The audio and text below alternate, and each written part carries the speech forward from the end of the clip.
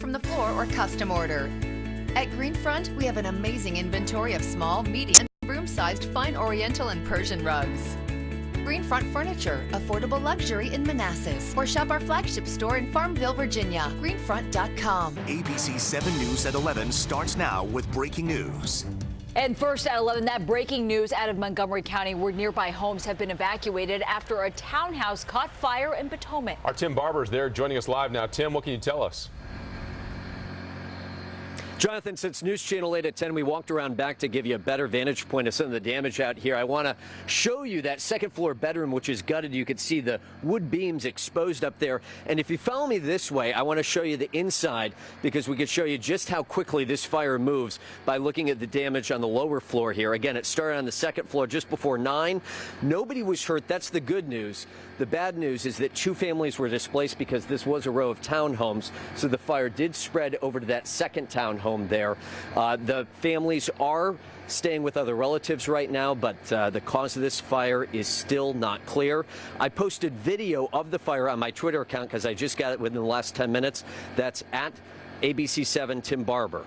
That is at ABC7 Tim Barber if you want to take a look at that video. Reporting live in Montgomery County, Tim Barber, ABC7 News. Tim, thanks. All right, not the outcome we were hoping for. A rough start for the Nats. Game 1 going to the Cubbies in a shutout. But it is only game 1. Lots of baseball still to play. Tom Rousey is outside Nats Park tonight. And Tom, how are fans taking it at this point? Well, they're dejected, but also they have this feeling like we've been here before. How many times have the Nats blown it in this round? Most of the folks have exited. The few Nats fans you're going to see over there, well, they are disappointed tonight because they blew an awfully good pitching performance. Here's video we took right as the game ended. You'll probably see there were a sizable number of Cubs fans who went home happy, but the vast majority Nationals fans, they have seen their team lose in the first round of the playoffs in 2012, 2014, 2016. They're hoping this year will not be a repeat, but tonight was not a good start. They're not blaming Steven Strasburg, the pitcher, though. He had an excellent performance, but the Nationals, they lost 3-0. They did not score. It was super disappointing. It was a great game. Strasburg pitched wonderfully, but you know they just couldn't generate any runs. I feel bad for Strasburg. He had all those strikeouts, but you know we got to get some hits. That guy, the pitcher's crafty, so I guess that's what did it to us. Though, but I think we're going to come back next game. Tomorrow's going to be the game. All right, so as you saw right there, she's still staying optimistic. This guy's optimistic because his Cubs won tonight, but this guy too.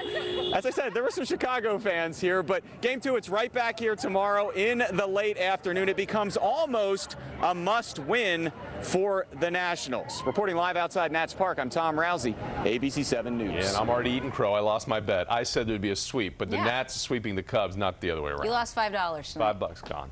All right, one of the best highlights, though, happened before the game even got started. Such a special moment. Representative Steve Scalise wounded, of course, in the Alexandria ballpark shooting. He threw out the first pitch. Congressman Scalise, Officer Bailey, when you're ready, it's your pitch. Scalise there threw the ball to Capitol Police Officer David Bailey. Bailey and Officer Crystal Greiner are credited with saving lives by taking down the ball-field shooter, and also taking part in tonight's ceremony were Zach Barth and Matt Mika, who were wounded in the shooting. And we'll hear from the coaches and the players coming up in sports, but don't worry, Washington, this series is just getting started. Still got more to go. Stay with ABC 7 and WJLA.com for all the highlights and excitement. All right, temperatures right now with your first forecast, pretty nice out there. 72 degrees at Reagan National Airport, and that's our average daytime high that we would normally see during the afternoon hours with the sun up. Not the case right now. Wake up temperatures early Saturday morning looking good. Temperatures around 65 degrees downtown D.C. We're talking upper 50s. Manassas near 60 over in Ashburn. Coming up in just a few minutes tomorrow night, 5:30, game number 2. Give you the forecast for that, plus the impacts regarding what is now Tropical Storm Nate on our area early next week. More on that in just a few minutes. Jonathan? Steve, we'll see you in a few. Thanks. New at 11 o'clock, 3 armed robberies, 2 in broad daylight, all within blocks of each other. Police tell us there are similarities between all 3 of these. Tim Barber has the story. Luis Cragen was walking along N Street when a man suddenly appeared. And that's when he pulled the gun from his belt and said no. give that to me. Cragen is not alone. 2 other people were also robbed in Northwest Washington yesterday in the middle of the afternoon. Each attack just a few blocks from Logan Circle. I was maybe foolish to be walking down, alone, but, I'd done it before. Last year, there were 6 armed robbers in the area. Yesterday alone, there were 3. One victim was told, turn around and run. Don't look back or I'll blow your blanking brains out. ABC7 dug through the records and discovered the robber pulled a silver handgun on each victim and demanded phones, wallets, and bags. I had nothing. My bag was gone. I had absolutely nothing. My phone was gone, everything. Tonight, detectives are working to see if the crimes are connected and tracking down whoever's behind them. Keep your head on swivel. It's just one of those things you've got to, unfortunately, be on the lookout.